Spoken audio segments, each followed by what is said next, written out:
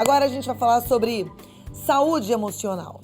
Eu já dei uma adiantadinha, mas você deve ter já ouvido falar de autossabotagem.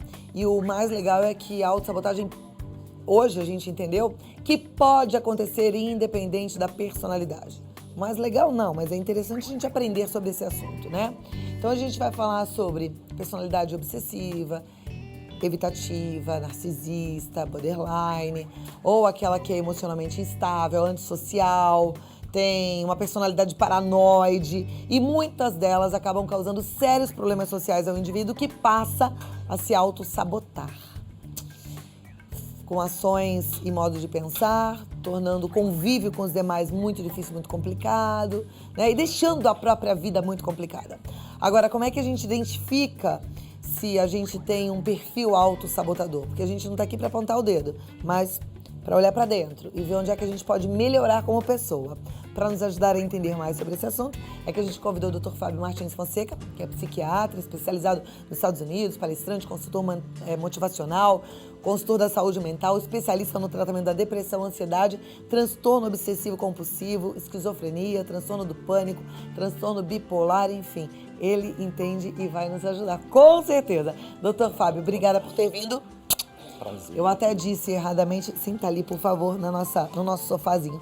O mais legal, mas não é legal, né? Ter uma personalidade difícil, diferente. Mas é legal a gente entender que essas personalidades podem levar a um tipo diferente de autossabotagem, né? Exatamente, Cláudia. Todas essas personalidades que você falou constituem o que a gente chama de transtornos de personalidade, ou seja, problemas sérios na constituição do jeito de ser do indivíduo. Só que mesmo as pessoas que não têm um transtorno de personalidade podem ter um traço ou outro de um transtorno de personalidade, de um perfil de personalidade que pode sim atrapalhar a convivência e as pessoas conseguirem chegar aos seus objetivos. Então, acho que vale a pena a gente chamar a atenção das pessoas que cada um de nós pode sim ter um pouquinho, um traço de uma autossabotagem ou de uma outra estratégia disfuncional, como a gente costuma dizer. Então, vamos tentar pegar os tipos de personalidades e tratar um pouquinho separadamente cada uma delas? Vamos A mais tentar. comum seria o quê? A gente tem como mais comum a personalidade histriônica. O que é a personalidade histriônica? São pessoas que lá no fundo elas não se sentem muito capazes, se sentem inferiores e se sentem muito inseguras. E por conta disso, elas acham que precisam das outras pessoas para ajudá-las. E qual é a estratégia que elas usam? Preciso ser amado ou amada, e para ser amada preciso chamar a atenção. Então a autossabotagem é preciso chamar a atenção a qualquer custo para sentir que sou amado ou amada e assim as pessoas me apoiarão. Qual é o problema, Cláudia? É que muitas vezes essas pessoas não têm consciência desse mecanismo autossabotador de chamar a atenção a qualquer custo e agem de maneira exagerada, teatral, agem de maneira dramática e... É aquela personalidade que se faz de coitado? Exato. Se ela não consegue chamar atenção, a estratégia é eu vou chamar atenção para me sentir amado ou amada e me sentir protegido. Caso eu não consiga chamar atenção, eu vou usar duas outras estratégias de autossabotagem. Ou me vitimizar, ou provocar o outro. Ou agir de uma maneira um pouco cínica ou agressiva. Então, são três estratégias que o histriônico usa para se autossabotar. Ah, então uma pessoa cínica e agressiva não necessariamente é uma pessoa fria, é uma pessoa carente. Pode ser uma pessoa carente. Veja bem, olha que interessante, Cláudia, qualquer um de nós, de vez em quando, pode agir de uma maneira um pouquinho mais cínica ou agressiva. A gente está falando de pessoas que têm esse conjunto. Precisam chamar atenção a qualquer custo e agem de uma maneira muito exagerada. Né? Então, dramatizam muito. Então, por exemplo, estão passando por uma doença e a gente sabe que aquilo é uma coisa difícil, sim, mas a gente percebe que tem uma coisa a mais, um exagero para chamar atenção e a pessoa só se sente segura se ela chamou atenção e se todo mundo está prestando atenção no que ela está dizendo e todo mundo está cuidando dela. Agora, no fundo, ela não se satisfaz, porque ela sabe, ela mesma, que ela fez um teatro, ela fez uma movimentação e que aquela atenção que ela está recebendo não é gratuita. Isso, Teve exato. É uma barganha, uma certa manipulação. Uma manipulação da parte dela. Por que é importante a gente chamar a atenção disso, Cláudia? Porque Não tem problema nenhum se sentir um pouco inseguro, mas aí a gente precisa trabalhar a estratégia da assertividade, de eu falar assim, olha, eu não estou me sentindo muito legal, eu estou um pouco preocupado ou preocupada com a minha doença, eu gostaria de conversar um pouco com você sobre isso, para a gente poder, você me ajudar uma maneira de lidar com isso, estou muito inseguro. Mas a pessoa que é histriônica, ela não consegue pensar exatamente nisso, ela fica tão tomada pela necessidade de chamar atenção, que ela chama atenção sem saber por que ela está fazendo aquilo. Ela começa a fazer isso de um jeito automático. Né? Então, seria uma personalidade que é das mais comuns. Agora, assim, não é bom pra gente que lida com uma pessoa histriônica e que manipula para se sentir amada. Mas a pessoa histriônica, com certeza, ela tá se auto-sabotando, porque ela tá deixando de viver, de construir, de fazer, de acontecer. Mas como é que a gente faz com que ela entenda, ela que tá ali, ó, do outro lado assistindo o programa, que a gente tá falando com ela e que ela pode sair desse jeitão, desse estilo de vida que é nocivo para ela mesma? Em primeiro lugar, se você se identificou com esse jeito de ser, parar para pensar por que você está querendo a atenção das pessoas e qual é a sua necessidade específica naquele momento. Porque as pessoas histriônicas, elas precisam se sentir o centro das atenções e amadas e protegidas o tempo todo. E às vezes elas não sabem quais são as suas necessidades específicas e não sabem comunicar isso para o outro de uma outra maneira. Então, poder entender qual é a sua necessidade e se comunicar de outra forma, e entender que às vezes o outro não te dá atenção, porque ele tem outras necessidades naquele momento, mas isso não significa falta de amor, porque essas pessoas medem o amor pela atenção que elas recebem, só que elas têm uma régua para medir muito complicada, porque... Como nasce uma personalidade histriônica? Todas essas personalidades, essas maneiras de se auto-sabotar, elas são cultivadas na infância. Então, provavelmente, pais que lidaram muito com essa coisa de ter a criança que é o bibelô, né, da família, que de alguma maneira é usada como o troféu da família, sempre para chamar a atenção, e não reconhece exatamente os valores específicos que as crianças têm, que não tem a ver necessariamente com aparência, não tem a ver necessariamente com o brilho da pessoa, mas com outras características. Então, o ambiente acaba reforçando muito isso. Né? Ok. Uma outra personalidade comum? Uma personalidade dependente. Quem é dependente tem a seguinte crença: eu não consigo me virar sozinho no mundo. Acredita nisso a qualquer custo e não está habituado a olhar para as suas habilidades. Então está o tempo todo pedindo reasseguramento, querendo que as outras pessoas deem certeza de que tudo vai dar certo, grudam nos relacionamentos e entram em parafuso, ficam muito mal com qualquer tipo de separação. E qual é o problema dessa personalidade dependente? Para manter um relacionamento, elas fazem qualquer coisa. Elas passam por cima de si mesmas, passam por cima daquilo que elas não acham que é legal, dos seus valores, das suas metas, só para manter um relacionamento. Né? A personalidade dependente também é muito comum, visto que a gente tem pessoas que crescem em famílias muito superprotegidas, muito controladoras e que não estimulam a autonomia das crianças. Né? Desde pequeno, desde o jardim da infância, as crianças estão sendo estimuladas a explorar o ambiente. E quem não conhece um pai ou outro que está sempre dizendo para a criança que tudo é muito perigoso? Há perigo em todos os cantos, o mundo é muito perigoso e você não terá capacidade ou habilidade de lidar com isso. É melhor ficar aqui perto de mim. Assim nasce uma personalidade dependente. Não necessariamente, porque a gente ainda vive numa sociedade muito machista.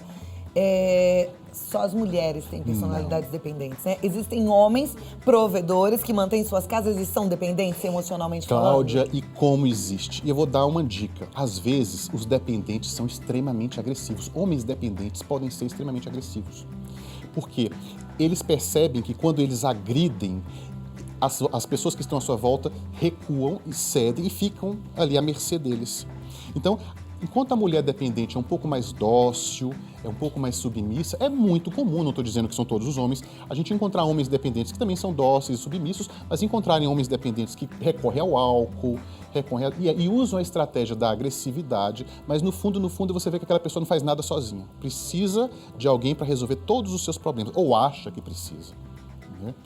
Nossa, que complexo, né? A mente do ser humano, ela é realmente complexa. Eu fiz uma palavra do dia que tem muito a ver com o que a gente está falando hoje, né? Que a gente foi chamado para salvação em Cristo. Então, assim, que a gente seja salvo de todas essas complicações, né? Entendendo que Jesus veio para nos dar essa liberdade de mente, né? Ai, é impressionante, mas tem coisas que é só por Deus mesmo. Eu volto aqui pra gente continuar conversando. Agora eu continuo com o psiquiatra Dr. Fábio Martins Fonseca. A gente estava falando de personalidades que podem gerar uma autossabotagem, né? A gente falou da histriônica. A gente falou da dependente. Da dependente. Outra personalidade comum. A personalidade obsessiva ou anancástica. São pessoas que se atêm muito às regras, sempre tem um jeito certo de fazer as coisas, elas são perfeccionistas, tudo é sempre feito do mesmo jeito, são pessoas que são pouco espontâneas, né? Elas trabalham muito, trabalham arduamente e elas têm muita dificuldade e são controladoras, confiar que se as coisas não são feitas como elas querem, vão sair de um jeito ruim. É sempre tudo ou nada, ou tudo sai perfeito como elas querem, ou tudo será muito ruim, elas se sentem muito vulneráveis. E pode ser muito difícil conviver com alguém que é tão exigente e tão perfeccionista assim. Bom, são várias personalidades e no intervalo eu perguntei para o Dr. Fábio, essas pessoas que têm essas características muito dificilmente buscam ajuda. Quem mais sofre é quem convive com alguém de uma personalidade dessa forma. E aí, o que a gente faz no meio dessa história toda? E aí você me respondeu? São duas coisas. Elas procuram ajuda não diretamente pelo seu jeito de ser. Às vezes, as pessoas se afastam delas, elas não conseguem criar vínculos ou começam a ter problemas na vida e elas desenvolvem depressão, ansiedade e por conta disso, elas procuram ajuda, mas não por conta do jeito de ser. Elas não reconhecem que tem alguma coisa errada no jeito de ser. E muitas vezes, a família é que pede que as pessoas busquem ajuda porque está causando muito sofrimento. A convivência está muito difícil. Né? Mas mesmo assim as pessoas não reconhecem. Elas só buscam ajuda quando elas começam a deprimir, ficar ansiosas, quando começam a sentir algum tipo de mal-estar emocional. Ok, tem uma pergunta aqui que vem do DDD 12 e a nossa telespectadora fala: boa tarde, sou casada, tenho marido e filhos dependentes químicos e sofro demais com um dos filhos que é agressivo. Já tentou fazer tratamento psicológico, não terminou. Eu vivo pisando em um campo minado. Estou em frangalhos, meus nervos estão abalados, preciso de ajuda. Eu estava aqui conversando com você no intervalo e você me disse uma coisa que eu também concordo plenamente. A família precisa de ajuda, precisa de grupos de apoio, precisa compreender com o que é que ela está lidando para não correr o risco de, sem perceber, Cláudia, começar a reforçar coisas negativas. A família se vê refém, não sabe como lidar e muitas vezes começa a reforçar ou alimentar aquele tipo de comportamento. Então, a minha dica, busque ajuda. Você menciona sempre o amor exigente, eu concordo. E se não tem um grupo de ajuda na sua cidade, forme um grupo de ajuda. Né? Converse com as pessoas que têm problemas semelhantes, comece a se organizar e comece a se mobilizar para criar um ambiente diferente para o seu familiar. Eu gosto muito, falo aqui toda segunda-feira do amor exigente, porque o amor exigente, ele posiciona muito os familiares, né? Ele prepara para que você possa até dizer um não, que você vai provocar uma crise para que esses dependentes, família, eu digo maridos, filhos, queiram buscar ajuda, mas se você não estiver fortalecida, você provoca uma crise e no final você fica ainda mais abalada, mais em frangalhos, mais nervosa. Então o ideal é você estar num grupo de apoio para ficar firme, né, para poder fazer a coisa direitinho. É isso monitorada, mesmo. Né? Com certeza. Precisa de ajuda, não dá para fazer sozinho. Bom, vamos lá. A gente agora tem uma pergunta aqui de uma telespectadora, que é a Marlene, e ela fala o seguinte: como eu posso superar o medo de ir ao médico? Medo de ir ao médico, de buscar ajuda, é um tipo de autossabotagem? É um tipo de autossabotagem, né? A gente tem que tentar entender como é que foi que isso apareceu e quais são as crenças e pensamentos que você tem quando você pensa em ir ao médico. Quando você pensa em ir ao médico, o que você imagina que de pior pode acontecer? Então, você pode primeiro se certificar de que você vai encontrar um médico que seja caloroso, um médico que seja atencioso.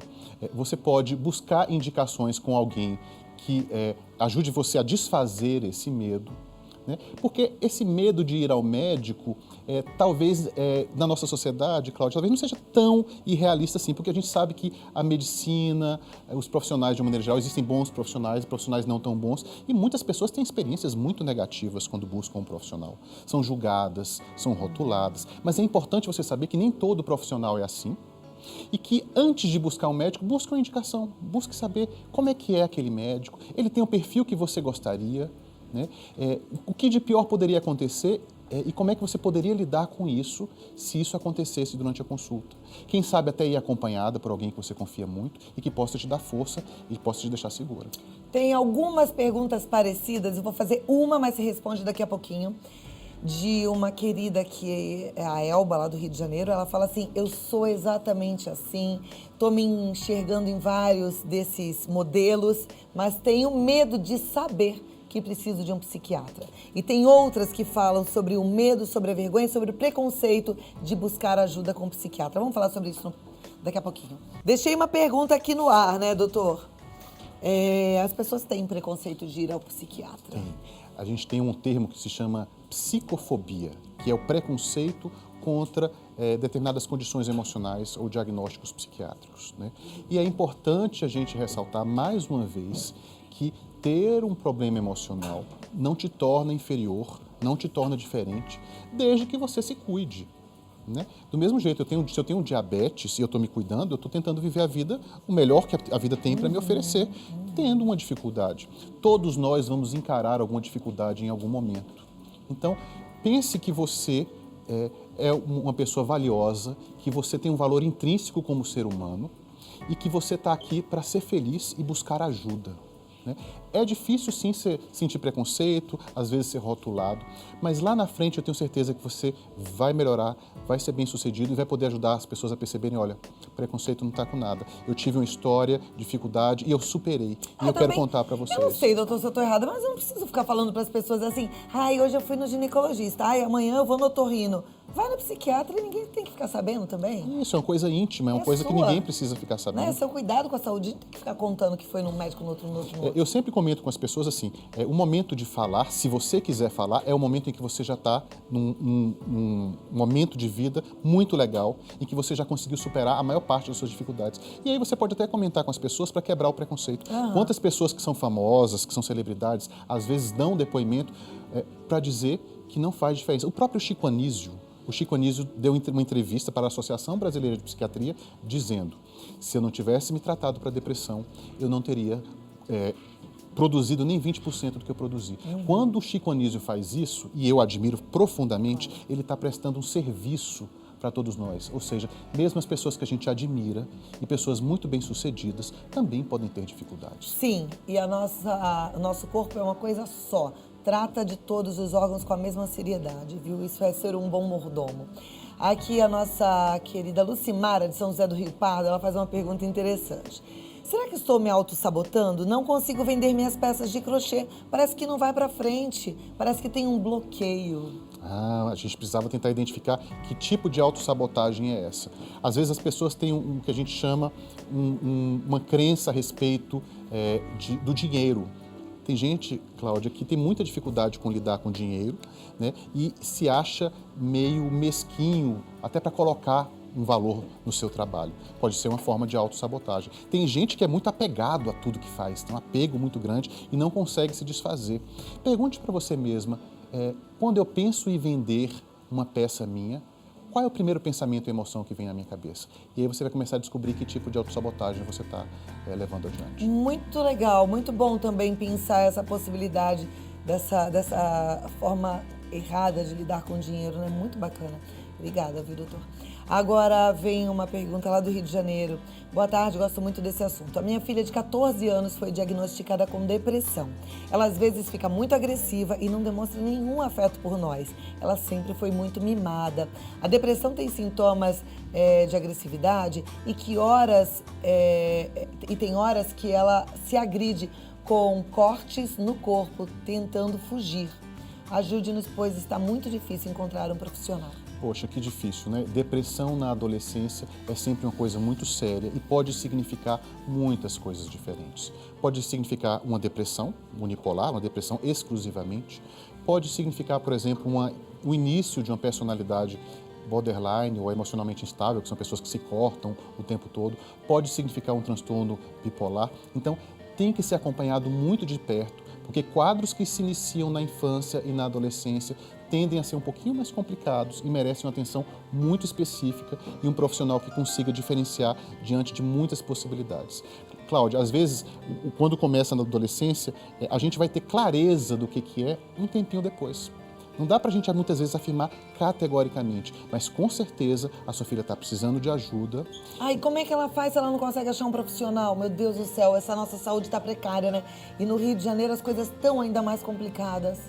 O ideal seria que, no SUS, a gente sabe que em muitas cidades a gente tem o que a gente chama de Centros de Apoio Psicossocial, que são CAPs, né, que substituíram os hospitais psiquiátricos, que são tratamentos ambulatoriais, ou seja, com consultas, mas às vezes tem também o hospital dia, as pessoas podem passar o dia. Procure saber qual é o CAPS mais próximo da sua casa, vá no centro de saúde mais próximo da sua casa e pergunte qual é o CAPS que é referência para esse centro de saúde, porque eu preciso de ajuda para minha filha, para meu familiar.